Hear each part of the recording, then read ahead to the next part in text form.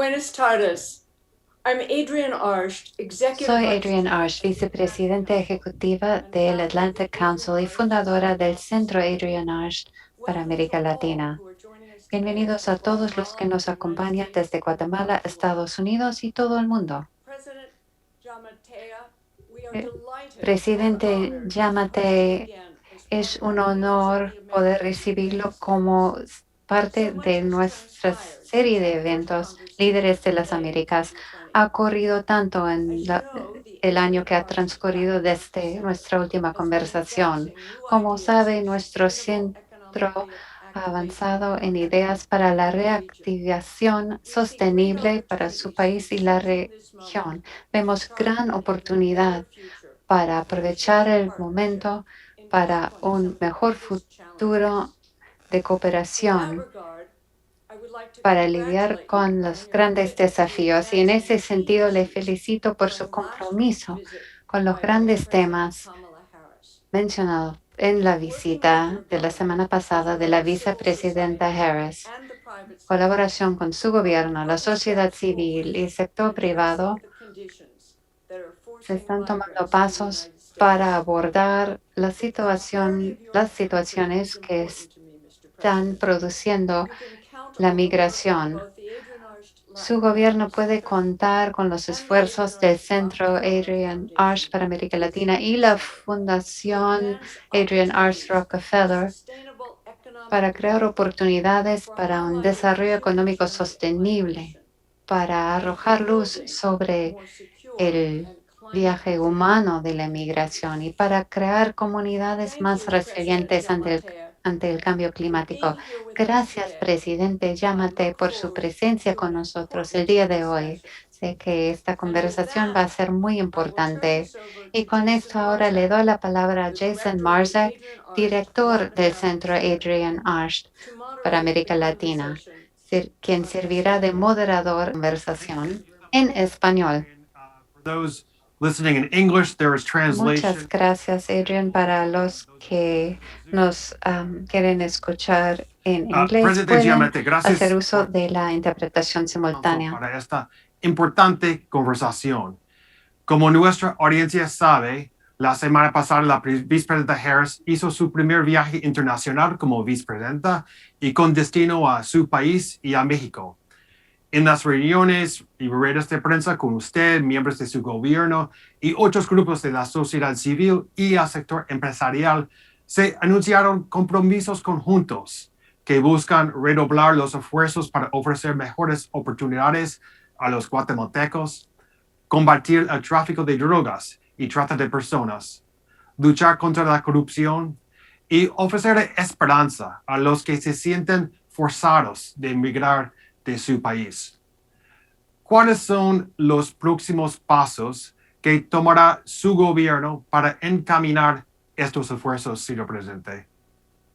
Bueno, muchísimas gracias. Un verdadero gusto estar de nuevo con ustedes a poco más de un año de haber estado en esta misma reunión con ustedes virtual.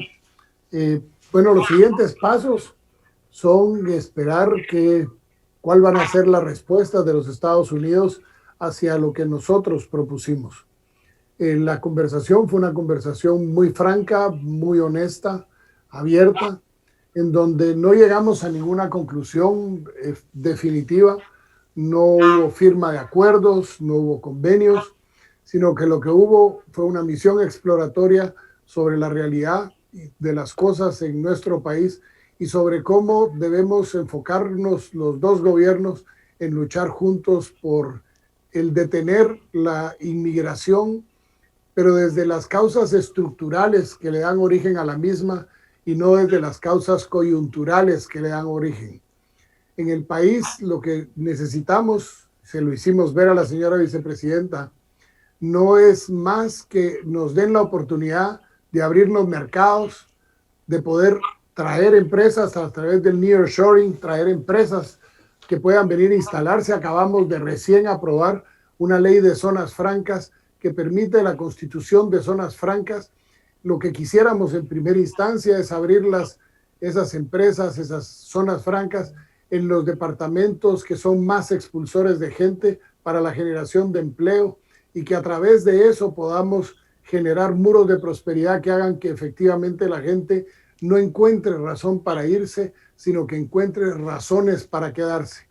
En ese sentido, le podría decir que fue una plática con el tema de migración muy profunda, en donde se reconoce por parte del gobierno de los Estados Unidos que por primera vez en muchos años hay un gobierno que se está volteando a ver al sur, no está viendo a otros continentes, está viendo al sur, y en donde nosotros hicimos ver con énfasis la perspectiva que tenemos de que a lo largo de muchos años se ha visto a Centroamérica como el patio trasero de los Estados Unidos, y nosotros creemos no ser el patio trasero, sino ser el patio delantero.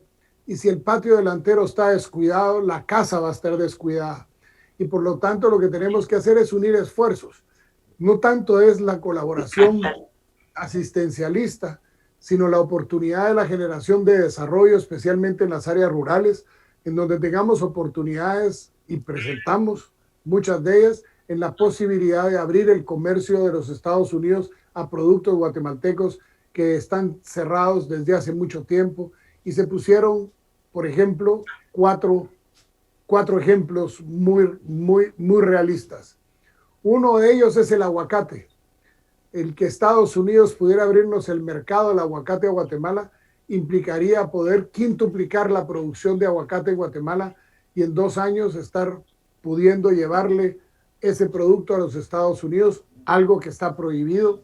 Le hicimos entrega a la señora vicepresidenta de una copia de ya los documentos finales, la versión final, para que ella nos ayude a que le den el trámite más ágil en los Estados Unidos y podamos tener la posibilidad de tener esa exportación.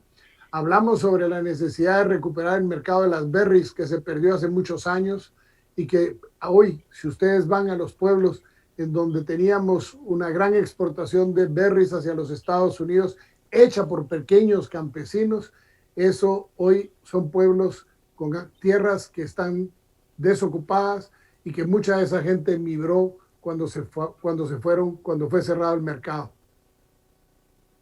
Importancia que tenía también el que nos dieran la posibilidad de cambiar el origen del hilo, del yarn, para poder hacer más prendas de vestir, con el cual pudiéramos aumentar nuestra posibilidad de exportación hacia los Estados Unidos, y en el cual, si nos cambiaran el destino, si nos cambiaran el origen del hilo, nosotros tendríamos la capacidad de generar en 1 año.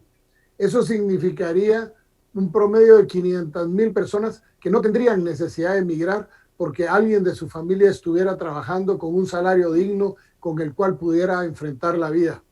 Pero también le hicimos ver la posibilidad de abrir los mercados hacia productos en donde pudiéramos trabajar en Guatemala materia prima para procesarla y entregársela a México como partes de equipo electrónico que pudiera servir para que pudiera México exportarlo directamente hacia los Estados Unidos. De varios productos, y vimos las posibilidades de hacer que efectivamente esos muros de prosperidad se puedan ser una realidad con objetivos no solo de corto plazo, sino que mediano y largo plazo. Y por último, la necesidad. Yo sí, no sé si usted. Aprovechamos la oportunidad para mostrar el video que nos envió su oficina. Quisiera continuar con la conversación, señor presidente. Ha hablado sobre la importancia del desarrollo económico en su respuesta inicialmente.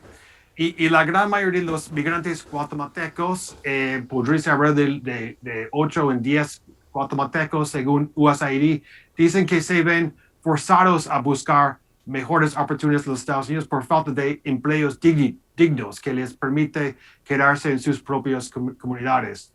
Quisiera preguntarle, ¿qué incentivos ofrece su gobierno en colaboración con el sector empresarial para reducir la economía informal y facilitar oportunidades económicas a los sectores y comunidades en Guatemala que más producen migrantes?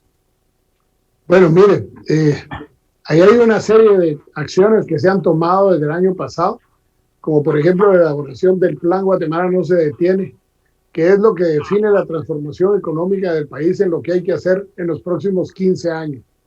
Desgraciadamente Harry Potter no existe y la varita mágica tampoco. Pero, por ejemplo, lo que nosotros más necesitamos para que podamos salir adelante, se lo voy a decir en inglés, es more trade than aid. Nosotros necesitamos más comercio, porque eso nos genera la posibilidad de inversión. Si hay comercio, si nos abren las puertas, vamos a tener más inversión. Si los Estados Unidos, a través de sus políticas de nearshoring, traen empresas que están a 8,000 kilómetros de distancia, supliendo a los Estados Unidos, a la región centroamericana, especialmente a Guatemala, vamos a poder tenerlos no solo más cerca de ustedes, sino que van a poder generar empleo en zonas francas que no pagan impuestos, pero que sí generan empleo y que las personas empleadas pagan sus impuestos. De esa manera es un ganar-ganar. Hay una reducción de costos importante para las empresas que se vengan a Guatemala, pero además de eso hay la promoción del empleo y el trabajo. Y hay un tema que no hay que perder de vista. Muchísima de la gente que se va de Guatemala, y eso está perfectamente mapeado de qué municipios son de los que se van por falta de desarrollo rural, porque nunca había habido una política de desarrollo rural integral. Hoy tenemos una política de desarrollo rural integral que estamos trabajando con las comunidades para poder generar mejores productos, siguiendo las buenas prácticas agrícolas y todos aquellos requisitos que nos quieran poner para que puedan garantizarse que el producto que da a Guatemala es sanitariamente seguro para las personas que lo consuman allá. Pero también nosotros tenemos una capacidad instalada allá donde podemos producir bienes en medicamentos, en trajes de bioseguridad, en muchísimas cosas que estamos haciendo. Por ejemplo, está por venir a Guatemala a instalarse, si Dios lo permite en el corto plazo, una empresa japonesa que va a venir a producir guantes de látex y trajes de bioseguridad a Guatemala, con lo cual están esperando generar 2,000 empleos. Si nosotros logramos que haya mayor inversión, si logramos atraer esa inversión, vamos a poder generar mayores oportunidades. Recordémonos bien que la migración en Guatemala, y lo vemos en los números y en las encuestas realizadas entre los migrantes, un muy pequeño grupo se va por inseguridad, la gente se va por pobreza, la gente se va por la ausencia de que ha habido del Estado en preocuparse porque la gente pueda tener el chance de desarrollarse. Tenemos, recuérdese usted, que la mayoría de los productores guatemaltecos son microproductores y entonces lo que estamos asociándolos para que puedan juntos enfrentar bolsas de contratación y puedan hacerle frente a esas bolsas de contratación, porque de lo contrario, el muy pequeño solito no podría generar un contrato, necesita volumen, y ese volumen lo da única y exclusivamente si logramos organizar a las poblaciones, y eso se podría facilitar fácilmente si, por ejemplo, la ayuda que han anunciado, que no nos la dijeron abiertamente en la visita de la señora Harris, no hubo números de anuncio de asistencia, pero sí hemos oído lo que han hablado de 4,000 millones para el área de Centroamérica y de los cuales son 340 millones de asistencia alimentaria. Si esa asistencia alimentaria viene amarrada a un plan de acciones por el alimento, por el trabajo, le podríamos estar recuperando tierras, podríamos estar ayudando a detener las inundaciones que se dan. Y le pongo un ejemplo. En las últimas 3 semanas hemos tenido una cantidad de agua que ha caído muy grande y al día de hoy superan 188,000 personas las afectadas. Muchas de ellas están perdiendo su cultivo. Y eso se debe a otro elemento que también hablamos, el cambio climático. Ese cambio climático que nos lleva de lluvias muy fuertes en periodos muy concentrados hasta el extremo opuesto que es la sequía, es producto de lo que el mundo industrializado ha causado a la tierra. Y hoy lo que nosotros decimos es, hay que voltearse a ver a estos países para generar la posibilidad que ese cambio climático no siga afectándonos. Y la única forma de hacerlo, y se lo propusimos a la señora vicepresidenta, es que la zona de Centroamérica y el Caribe sea declarada por Naciones Unidas una zona de alto riesgo por el cambio climático. Y entonces el esfuerzo tiene que venir a programas de riego, tiene que venir a programas de embalses de agua que ayuden a contener las grandes correntadas en el invierno, pero que también sirvan de embalses durante el verano para que a través de los proyectos de riego podamos mantener permanentemente los cultivos. Recordémonos bien que en Guatemala hay nada más 2 estaciones. Tenemos el invierno y tenemos el verano, pero nuestra tierra está en la posibilidad de producir todo el año, en el verano con riego y en el invierno con la lluvia. Pero hay que hacer obras de mitigación para los efectos de este cambio climático y en ese sentido vale la pena que las empresas o los países más industrializados puedan ayudar a los países como los nuestros con asistencia técnica para que podamos disminuir los efectos del cambio climático. Además, tenemos que hacer todo un trabajo de recuperación de cuencas, tenemos que volver a hacer que los bosques se recuperen para que podamos tener también más chance de poder tener fijación de carbono y entonces acceder a fondos. Pero los fondos verdes, por ejemplo, que podrían ayudar para este tema, se tardan mucho tiempo en los trámites para venir. Hay 9,000 millones de dólares en fondos verdes en Corea y a los cuales los países como los nuestros tienen muy poco alcance porque piden una serie de requisitos tan grandes que se pasan los años, 2, 3, 4 y 5 años para que pueda haber un desembolso. Y las necesidades de nosotros son ahorita. Por eso le digo yo, el tema de la migración no hay que verlo como una coyuntura, hay que verlo en las causas que dan origen al problema. 73% de los guatemaltecos que migran se van porque no tienen trabajo. Y ahí volvimos a hablar con la señora vicepresidenta y le dijimos, Canadá tiene 12,000 trabajadores regulares que van a trabajar la tierra a Canadá en periodos de 6 a 9 meses y regresan a Guatemala en una migración controlada y regulada. Los Estados Unidos el año pasado a duras penas nos dieron 2,400 de esas visas H2A.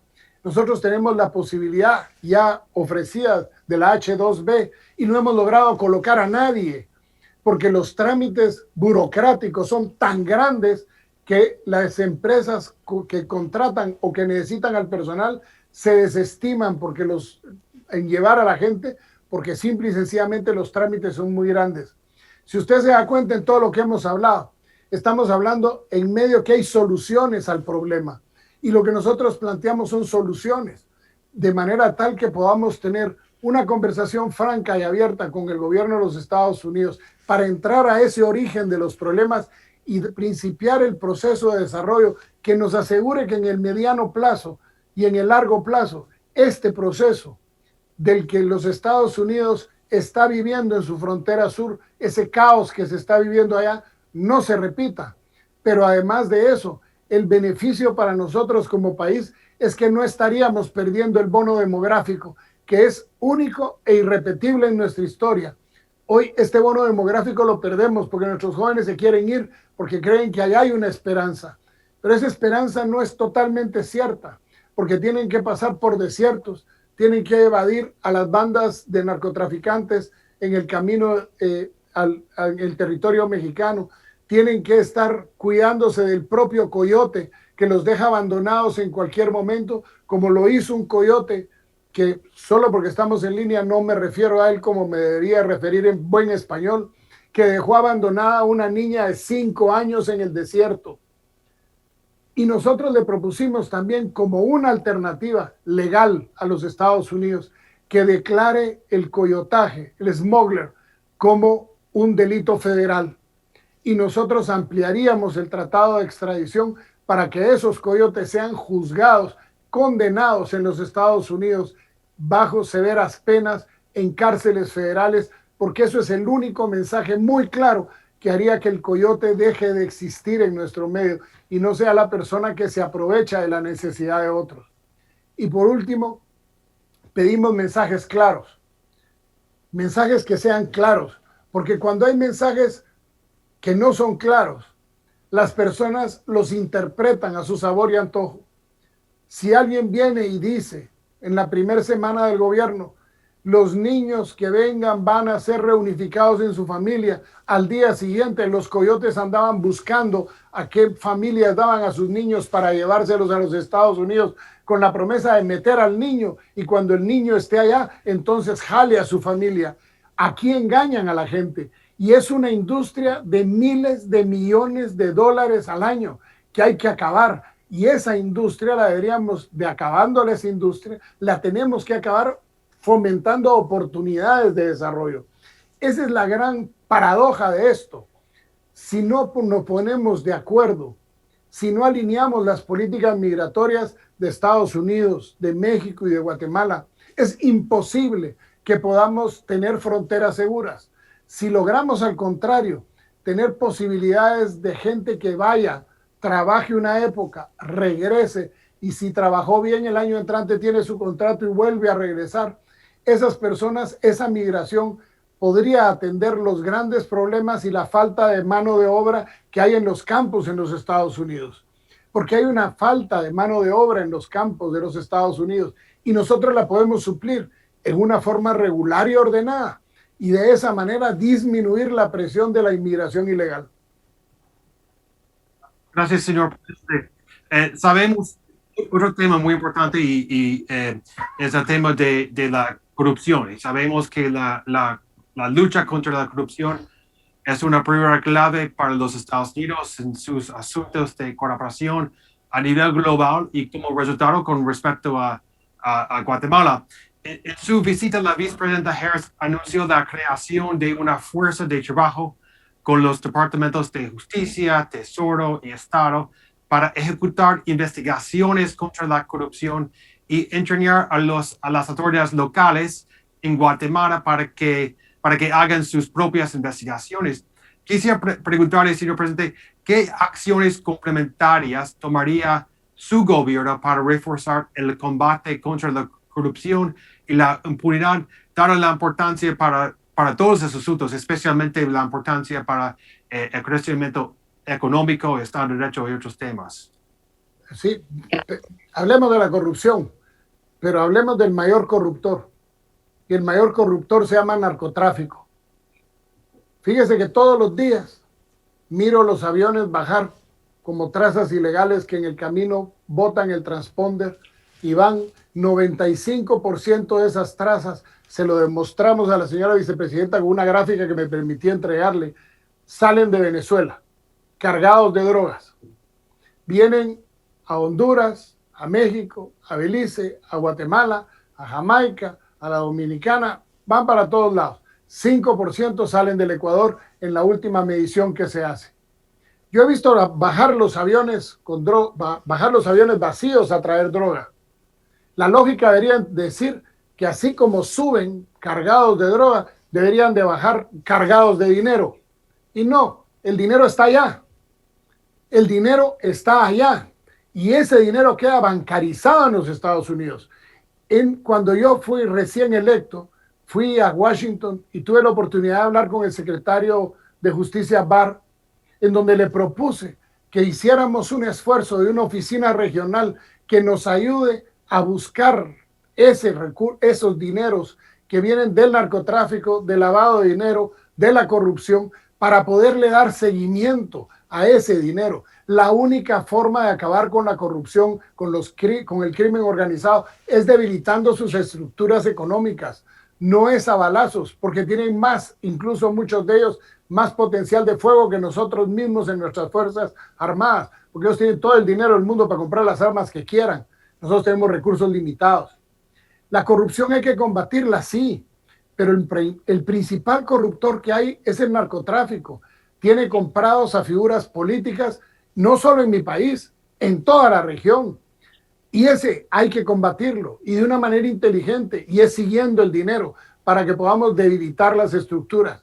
En cuanto a la corrupción en el uso de los recursos del Estado, nosotros armamos la Comisión Presidencial contra la Corrupción, que se maneja de una manera autónoma a la presidencia, Ellos hacen las investigaciones, reciben las alertas. En este momento hay 17 denuncias puestas en el Ministerio Público esperando su judicialización. Tenemos 112 alertas hasta antier, en donde la gente está denunciando porque no hay una cultura de denuncia sobre actos de corrupción, para que la comisión investigue y haga el esfuerzo de presentar los casos al Ministerio Público o a la Contraloría General de Cuentas de la Nación. Transparencia. Este ha sido el gobierno más transparente que ha habido en el país. Ahí ustedes vieron un video en donde en el Ministerio de Finanzas están absolutamente todas las páginas de transparencia. Se puede saber en qué se está gastando, en dónde se está gastando, por qué se está gastando, y lo puede seguir la gente, quién ganó el evento, si es una licitación, quién la ganó, cuál es el contrato, y ahí está el contrato. Los fideicomisos que manejaban los gobiernos anteriores, que eran un secreto de Estado, hoy están abiertos para que el público sepa en qué se están utilizando los fondos de los fideicomisos, de manera que no haya dinero escondido. La lucha contra la corrupción, por supuesto que la tenemos que hacer, y ahí es en donde nosotros celebramos una cosa con la vicepresidenta Harris. Nosotros necesitamos transferencia tecnológica para poder tener más efectividad, pero también necesitamos la posibilidad del asesoramiento en la capacitación de jueces y de fiscales independientes para que puedan llevar y procesar los casos. Eso nosotros lo celebramos porque nosotros lo pedimos, y se lo pedimos al anterior gobierno, que armáramos la oficina regional, y fuimos al Departamento de Justicia porque ahí están todas, desde los Marshalls hasta la DEA, ahí están todas las agencias, el FBI, todas están ahí, de manera tal que pudiera haber esa oficina regional que nos ayude a colaborar de una manera mucho más efectiva, porque es bien difícil para un gobierno como el de Guatemala, pequeño, ponerle a un banco en Suiza, preguntarle quién tiene su dinero de Guatemala allá. Seguro no me responde, pero si se lo pregunta el gobierno de los Estados Unidos, le apuesto que se lo responde. Es esa colaboración la que tenemos que hacer, porque al final lo que tenemos que ir logrando es el fortalecimiento institucional. Las democracias se fortalecen con instituciones fuertes, y esas instituciones fuertes se fortalecen con la credibilidad y con la confianza de la gente en la honestidad y la transparencia en el uso de los recursos. Y por eso cuando alguien dijo aquí, no le vayan a dar dinero al gobierno de Guatemala, no aquí, en Washington, no le vayan a dar dinero al gobierno de Guatemala, si nosotros no lo estamos pidiendo. Nosotros estamos pidiendo que le llegue a la gente, pero que le llegue a la gente no a través de una ONG que la tienen 2 o 3 pelones, que de eso viven, y que no le llega nada a las comunidades, a que lo hagan con gente seria, como el Programa Mundial de Alimentos, que ganó el Premio Nobel de la Paz, que no se va a arriesgar su prestigio y que va a poder trabajar de la mano para que juntos, con la política general de gobierno, con el impulso al desarrollo rural, trabajemos de la mano para ir logrando ganar comunidades que vayan siendo autosostenibles y puedan principiar a generar excedentes que puedan enviar hacia los Estados Unidos o cualquier parte del mundo.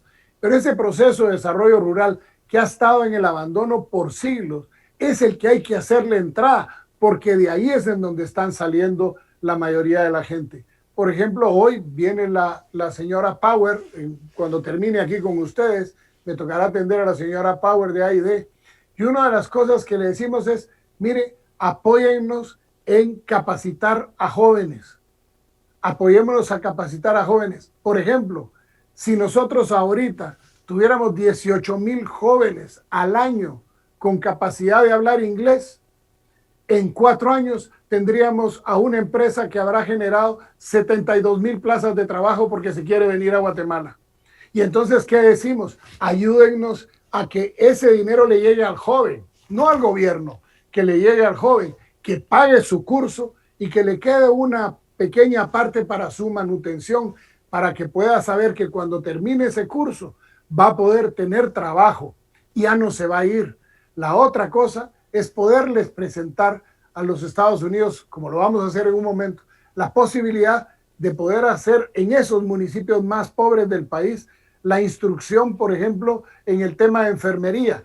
Hoy necesitábamos abrir hospitales, más hospitales temporales, por causas del coronavirus y queríamos abrir 5 y vamos a poder abrir 2 nada más porque no hay suficientes enfermeros y enfermeras. Entonces capacitémoslos, principiémoslos a capacitar, démosles a ellos directamente el salario para que ellos trabajen formándose en enfermería y al terminar su año de entrenamiento, el gobierno los contrata para que pasen a ser parte del Sistema Nacional de Salud.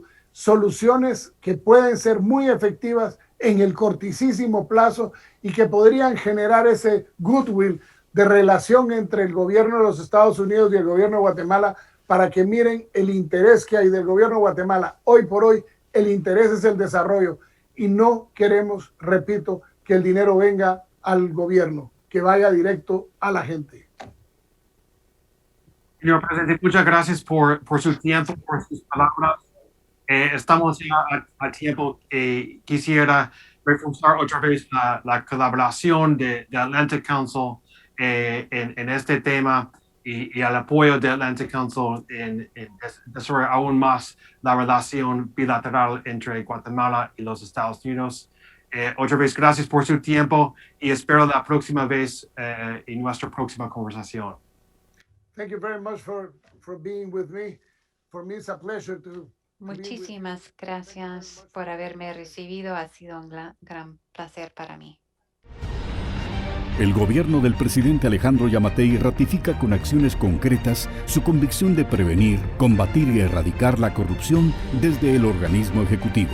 La primera acción concreta se dio en la creación y puesta en funcionamiento de la Comisión Presidencial contra la Corrupción.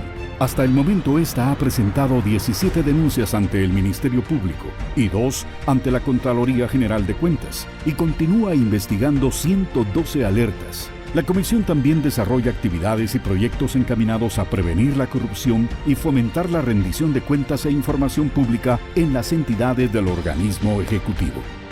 Dentro de las acciones para prevenir la corrupción destaca el esfuerzo realizado para la formulación de una propuesta normativa para la aprobación de un nuevo código de ética y probidad aplicable a toda persona que desempeñe puestos o preste servicios técnicos profesionales, consultorías o asesorías en cualquiera de las entidades pertenecientes al organismo ejecutivo.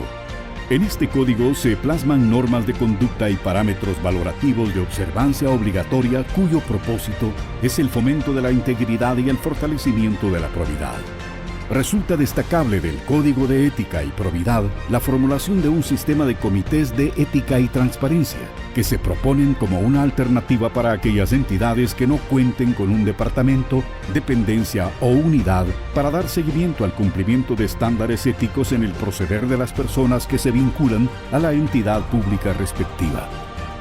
En conjunto con la Agencia Internacional para Asuntos Antinarcóticos y Aplicación de la Ley, INL, de la Embajada de los Estados Unidos de América, se trabaja en un proyecto para el establecimiento de una declaración que posibilite detectar y erradicar oportunamente conflictos de interés que consisten en la potencial afectación del transparente, imparcial y probo ejercicio de las obligaciones y atribuciones que desarrolla una persona en virtud de su vinculación jurídica con una entidad pública, cuya motivación reside en la satisfacción de intereses particulares o la procura de ventajas para sí o terceros.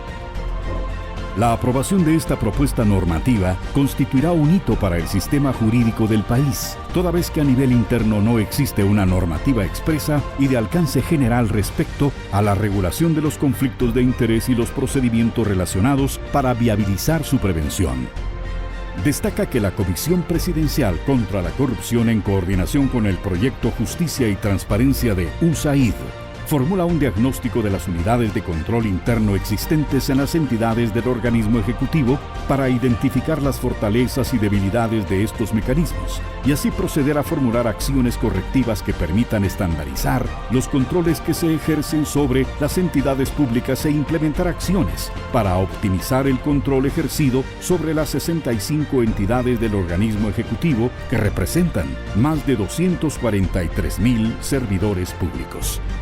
Finalmente, se resalta la conformación de un mecanismo de rendición de cuentas del organismo ejecutivo, en el que se establece la obligación de las entidades de reportar su ejecución presupuestaria, gasto público y cumplimiento de la planificación en beneficio de la población. Los informes que se rinden por parte de las entidades obligadas en el marco de este proyecto se pueden descargar y consultar en las páginas web institucionales. Lo anterior patentiza el esfuerzo de la Comisión Presidencial contra la Corrupción en aportar hacia la construcción de una Guatemala transparente, proba y más justa en beneficio de la población.